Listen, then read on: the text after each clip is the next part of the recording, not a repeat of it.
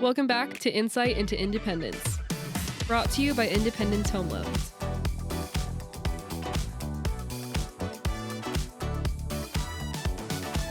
Welcome to Insight, Curtis. Thank you so much for being here. Thank you for having me. I'm very excited to be here with you. Yeah, it's been a long time coming. You've been with us for a year and a half, right? Yes, that timeline sounds accurate. I believe it. How's it been going for you so far? Phenomenal to say the least, and to keep it short. Just really enjoy the team that we have, the environment that we're in, and how we're taken care of. Absolutely. How did you get started in the mortgage industry? COVID, of course, changed the direction and path of my life, like it probably did a lot of people. I was actually living in San Diego at the time, and I was slated to move to Denver. I was an account manager for a speaker manufacturer, and I covered the Western US. And we had a lot of accounts that needed to grow in Denver. So I was going to move up there. And then COVID took place. And just like a lot of other people, I got laid off and was sitting there wondering what to do with my life. So I packed my truck up and hit the open road, went on a very long road trip, camping trip, and landed in Texas to visit my family. My dad had to have back surgery, so I wanted to go out there and be able to help them and assist around the house while he recovered. And while out there, I just kind of realized, that moment in time where your parents are getting older and they're not as invincible as one might think. And on my way back to San Diego, I got a call, got my job back. And then on my trip back to San Diego, I stopped in Phoenix, where I have some friends that worked in the mortgage industry. And they were expressing to me, what the environment was like. Obviously, rates had dropped substantially and that there was good income. And so I just saw that as a sign that there needed to be change, that I can make more and be able to support my family more Absolutely. as well. Yeah, it's Yeah. important to make those pivots in life. And I'm sure it wasn't an easy decision to make, but I think it's worked out well for you. It was a very challenging decision. I love San Diego, beautiful city. I had a great job as an account manager, traveling around a lot, but COVID changing the dynamics of being able to travel and being able to get in and out of accounts with all of the rules and restrictions was definitely making the job a little bit more challenging. And so just after, kind of contemplating and deep thought and wanting more for myself and for my loved ones, definitely felt like the right decision to make. Nice. What was it like not only learning mortgages and, where the mortgage space was changing, but also where the entire world was changing? Yeah, that was definitely very interesting. And I'm also the type of person that's like meticulous and I need to know the ins and outs of everything. And then so going through, getting my licensing, going through the SAFE exam, and then getting into the industry itself and understanding the guidelines and programs for each and every loan type, I really had to dive into that. And then with that being said, the world was isolated. So I moved to Phoenix and everything was online over the computer. It was difficult to get questions answered in a timely manner. So, with that being said, just spending that time that I had to myself to understand what the new industry was like that I got myself into and being able to provide that feedback to my clients and get them taken care of ultimately. Right. Do you notice like a big shift between like when you started and then today in terms of how you interact with clients? I think foundationally it's the same for the most part. I care for my clients. That's been since day one in any kind of industry or profession that I've had. So I truly believe that's where it starts is just caring for your clients and being knowledgeable in the field that you work within. There's definitely been a dynamic shift in how the market is though. During COVID, rates were at, an all-time low and an anomaly that had taken place because of COVID. And where the market is today is actually, if you look at it, it's back to more of an average. So I think it's just being able to educate the clients a little bit differently on where trends and data kind of takes place. But when it's all said and done, they just want to be cared for, and I think that's what it's all about. Yeah, making a real difference for them Yeah, and definitely. explaining it for them along the way. Exactly. Educating them, being able to provide them the information that they can make an educated decision when it's all said and done. Definitely. I know a lot of your clients are also friends and family. What does it mean for you to have like that close of a relationship with them? It's very meaningful. One of the first loans that I actually ever did in the mortgage industry was for my friend's mom. They waited to refinance. They knew that rates were lower and they knew that I was moving to Phoenix to become a mortgage banker and they wanted me to take care of them. That's And so I sweet. I told them I was like, I'm going to know nothing by the way getting into this. So to put your faith and trust in me truly means a lot. And so I thought that was amazing that they were willing to wait till I got into the industry, got, my foundation set and have them taken care of. And I think being able to take care of other friends and family members and getting a lot of referrals from my clients for their friends and family members just goes back to the point of, taking care of them at the end of the day. And then as well as, that trust. Finances is a taboo subject for a lot of folks. It's a taboo subject for our friends and family members. They are likely going through something that we're unaware of. There's medical issues, the house needs to be fixed up. They had to take out some debts due to whatever may be taking place in their life. And not too many folks want to talk about that. So, when I do get that trust placed in me, I don't take that lightly and I don't take it for granted. And I want to make sure that I can execute at the highest level for them. And I think that they just see me, for who I am. I try to be a very genuine person and try to care for anybody that I come across. And the result is they put their faith in me.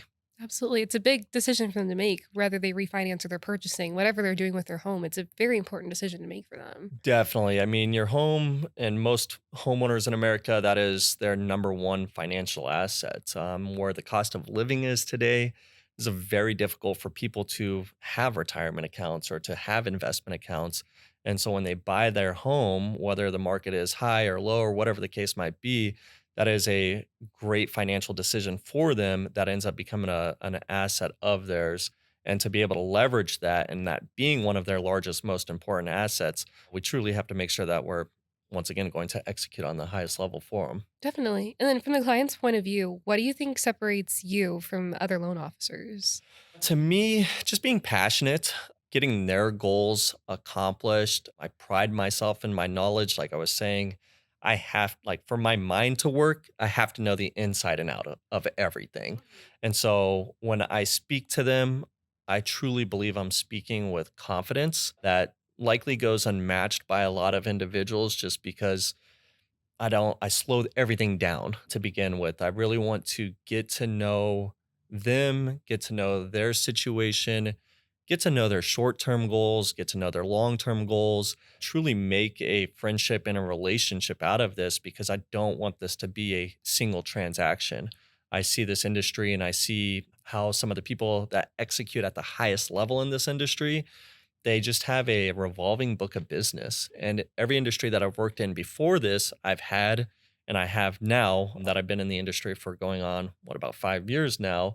And it all just kind of circles back to one thing, just taking care of your clients. Seems very simple, but I feel like for a lot of mortgage bankers out in the industry, that's kind of a challenging aspect for them. Right. It's not complicated. It's just It's not, caring for yeah, them. not complicated, care for one another. Yeah. I think a lot of people can learn from that too. Yeah, definitely. They can kind of get in the weeds about it, but it's working out great for you. And I Yeah. think that other people, especially like when they're making, like you mentioned, it's a taboo subject, when they're making that choice and they're kind of anxious about it or they're not sure how to feel about it, caring for them and explaining it to them without, rushing the process, I'm sure goes a long way. Definitely. And just keeping them in the know and communication. One thing my father told me when I first got into my professional careers is failure or success comes from communication at the end of the day. And so, weekly check ins with your clients, something needs to be changed on the file for qualifying or because an appraisal value came in differently than what we were anticipating.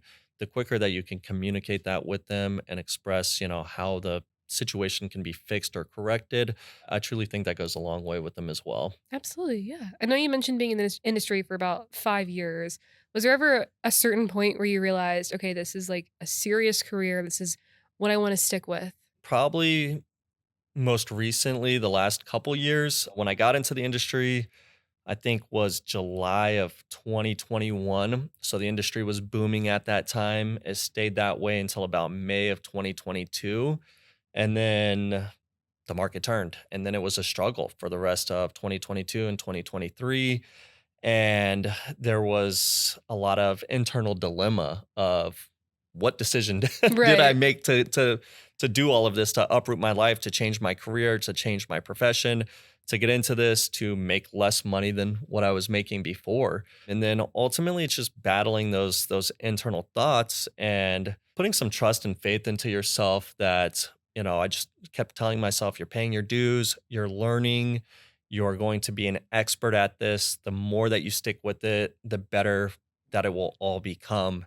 And then as you research economic cycles and what can take place, things change, right? What goes up eventually comes down, what goes down eventually ends up going back up. So now that I've stayed in the industry longer, around like year 3, year 4, I just determined that I have a good book of business. I have clients that are reaching out to me constantly. I reach out to them to update them on where the market is at, to see if it's time to make the decision that they're looking for. And I think that I'm in a place now that I can have a book of business and build that for life, and just cater to that and take on new business as it comes. Great, absolutely. Well, for you, now that you started in a place where the market was very different compared to what it is today, what do you tell yourself or people on your team when they're kind of looking at rates and they're, feeling a little bit anxious, maybe anticipating them to rise or fall? How do you keep yourself stable and also maybe your team as well? Just remain relentlessly positive. At the end of the day, things are going to be challenging in life. I am no stranger to those. I'm sure you're no stranger to them. No one in this room, no one in this office, and no one out there is. So I think at the end of the day, if we remain positive and we carry that at the forefront of our mind day in and day out, positive things come from it when it's all said and done. If we look at rates as a negative thing, then a negative conversation comes from that. So I do try to express to my colleagues, to my clients, is that we look at the data, right? We're looking at one sample point on the interest rates, but that doesn't tell a full story of things. When we're looking at helping a homeowner buy their first house or downsize or upsize, there's more aspects to that than besides the rate. Or if a homeowner wants to do some home improvements, or they have some debts that they would like to get taken care of or paid off. Yes, rate is an important aspect of all of that because it results in the payment. But what is more of the grand scheme of things? And so if we look at one item, an interest rate, as a negative thing, then a negative conversation will come from that. I also believe that historically speaking, if you look at data, rates are in an average right now. And a lot of thought processes are short minded or narrow minded. We think back just 5 years ago of COVID, where yes, rates were 2 and 3%, but that had never happened in history and likely to never happen again. And the market is stabilizing and understanding that this is just where the new normal is. Right. So you're not fear mongering and you know that where your attention goes, things grow. Exactly. Exactly. There's no reason to. It just makes things worse internally and externally. Just remain positive, remain professional, provide information to your clients, and they make the educated decision. Yeah, I think it's infectious too. Like when I'm on the phone with somebody, whether it's friends, family, somebody I work with, I'm not like people can feel that. And I think that your team definitely feels that. I think it's motivating, not only to yourself, but also probably to your clients as well. I think it helps you connect. I sure hope so, and I do believe so, because I do have my clients that are very committed to me in the process. Even when we have to have those difficult conversations, you have to shed light to whatever it may be on a positive aspect. If it ultimately results in them having something that just doesn't financially benefit them, then you bring that to surface, and now is just not the right time at the end of the day. But yeah, just remaining infectiously positive to my colleagues, to my clients. It comes with starting at that personally. And so the more positive I am to myself, which is sometimes challenging, I think we can all feel that, but the more positive I am internally, that does reflect externally. Right. It just takes some practice for most people. But what motivates you to keep pushing at that high level every day and staying that positive? I just want to live a nice, comfortable life for myself and my loved ones. I have my lady and our dog at home, provide a good life for them, provide a good life for my family, for my parents. I didn't always make life too easy on them. So I see this as a portion of my life that I could kind of pay that back as well, and try to just make their life as comfortable as possible. I have a ton of nieces and nephews, and just being able to take care of them, anything that they need, school supplies, whatever I can to help out my sister and my other siblings as well. It feels really good to be able to do so. And I think that is a huge motivating factor for me to jump out of bed every day, put a smile on, and get to work. Definitely. Yeah. And again, I think that spreads to the floor and your clients can hear it over the phone as well. Well, thank you. Of course. Yeah. So, how do you handle rejection or deals that maybe don't go your way? That one, you just have to take a step back, take a deep breath, and not let it get the best of you. You can't sweat the small stuff. And a lot of the times that is items that you have no control over. You can provide someone data, information, everything imaginable that shows or puts them into a better position or helps them accomplish their goals, and they can say no. But that's their right. That's their opinion. You wish them the best and you move on with your day. And I think that if you treat it that manner, a lot of those times, once I put that information into their inbox or whatever it may be, so they have something to review on, you get a phone call a few months down the road, randomly enough, and a lot of times they'll want to circle back to it. I think you just have to remain at a very professional level with that, especially if they are being argumentative or pushing back. Another thing is just go for a walk. You know, Simple enough. simple enough. If you see me walk in the building, it's likely because I'm trying to get my steps in, or someone was rude to me, or a deal fell through, or a client canceled due to X, Y, and Z. So I just take a lap around the building, throw some music in, and get back to it. Just regulate and just try to come back to Yeah, normal. I love it. That's a exactly. healthy way to deal with it. Makes sense why I see some pacing on the floor, honestly. Definitely. That makes Yeah. sense. Nothing like walking in 115-degree weather as well to Makes you grateful for the AC that we and have. everything that else we have, the water cooler, the small things Exactly. in It office. is. And the more we focus on what to be grateful for, like those small things, the bigger things just seem to not, be that drastic anymore. Fair enough. Well, speaking of kind of, letting go when work's maybe stressing you out a little bit, what does your life look like outside of work and what keeps you grounded? Very simple life, honestly. I live a very quiet, low key life. Like I mentioned earlier, I have my Mhm. lady at home. We have a dog. We like to go on road trips, like to cook, like to travel, like try to get into nature as much as possible. Getting out into the forest, getting on a lake or by the ocean provides a sense of therapy to me, at least. I think it would to others as well. And so, outside of work, to just stay grounded is just to remind myself to be grateful for what I have. I have a house, I have a truck that gets me to and from work every day that has air conditioning, and then I have a loving family. So, I wish I got to see more of my siblings and more of my parents. They live in Texas, so they're a few miles away. But with this job and with the opportunity that I have here, I have the income to be able to take care of them and go and visit them frequently, not as much as I'd like, but it is still nice to be able to spend some time with them and just spend time around the dinner table with your loved ones and the laughter and joy that comes from that.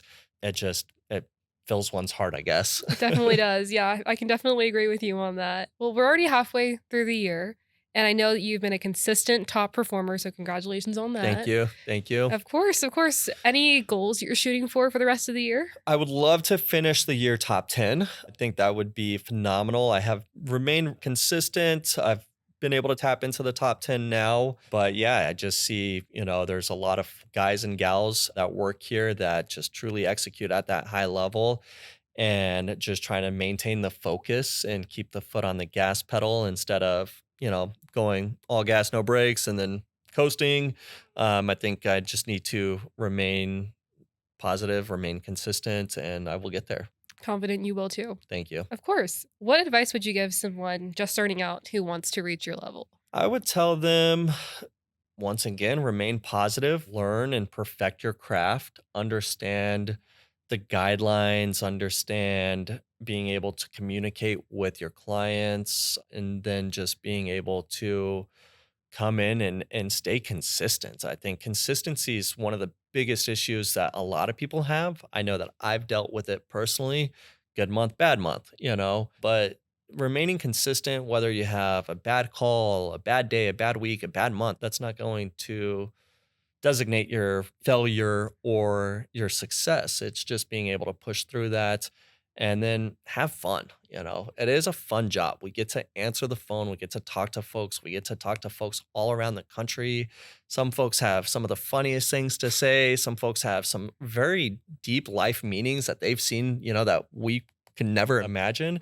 Just getting to know individuals and making that connection and having fun truly is one of the best like winning advantages anyone can have.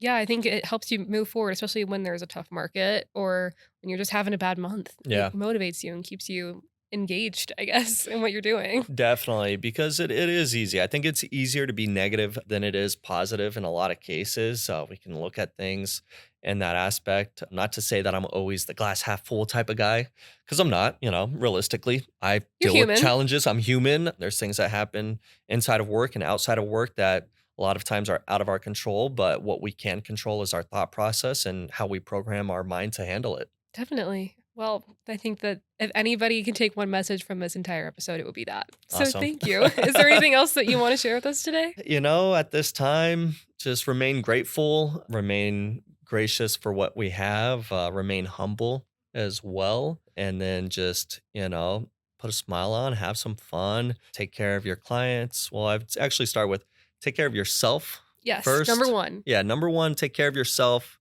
be kind to yourself, be kind to your colleagues, be kind to your clients, and have fun while doing so.